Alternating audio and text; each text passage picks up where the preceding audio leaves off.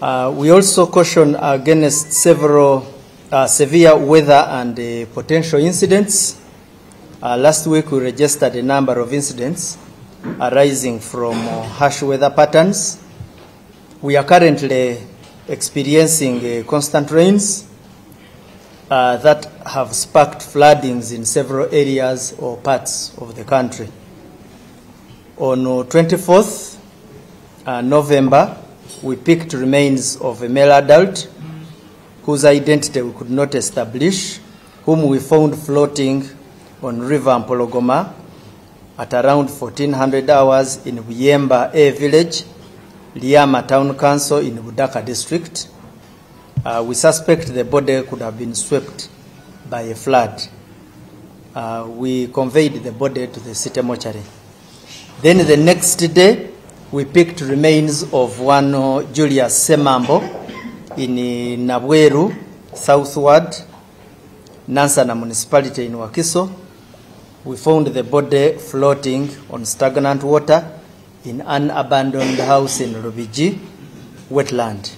We also conveyed the same remains to the city mortuary. On 27th, that was barely 2 days, we had an incident. All of you came to know about it along Pakwachi Noya Road in Noya district, where we lost an engineer by the names of Yahya Hassan of Yunra, who drowned in River Tangi. He was part of the rescue team. You will recall that there was a taxi that had got stuck in the waters. Now, yesterday, we retrieved one body of a female who our preliminary findings are that he was part of the passengers who were in that taxi. We trace a lot towards the negligence of the taxi driver, but we shall leave the rest for investigations. We are appealing to persons to be very cautious in incidents of that kind.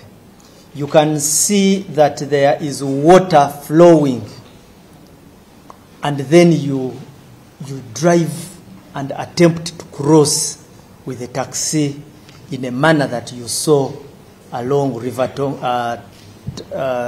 Tangi. That was very, very, very risky, and at some point we look at it as an act of negligence. We had also a terrible incident. We have been, as police, we have been updating you. On the 27th, heavy rains triggered mudslides that buried a number of houses in Vulangaya sub-county in Bulambuli district. So far, 21 bodies have been retrieved, but we suspect that more could be missing. On Saturday, one of the victims that was in a hospital succumbed, so currently the number stands at 22. But we urge the public to exercise a lot of caution. Some of these mudslides usually come after a number of red flags and indicators. When these hills are giving way, some signs are given. If there is any other place that could be having similar signs, we appeal to local leaders, we appeal to everybody who can mobilize those communities, to mobilize them to move away from such potentially dangerous areas, and to reach out to government agencies for necessary assistance. We also had a number of pre-season operations as Uganda Police. Recently, I told you that we shall continue with a number of operations to ensure that as we step into the festive season, that is Christmas and the New Year, we have some level of measure against our usual criminals, these who consume marijuana, the ones who, after that consumption, waylay our citizens, our pedestrians, break into people's homes in our neighborhoods. And we have previously said that most of these are in areas that can be identified. They sit in common places. At times, as police, we come and strike, but at times you find that the community knows them, and that information is not in the hands of police. So we call upon the communities to share that information.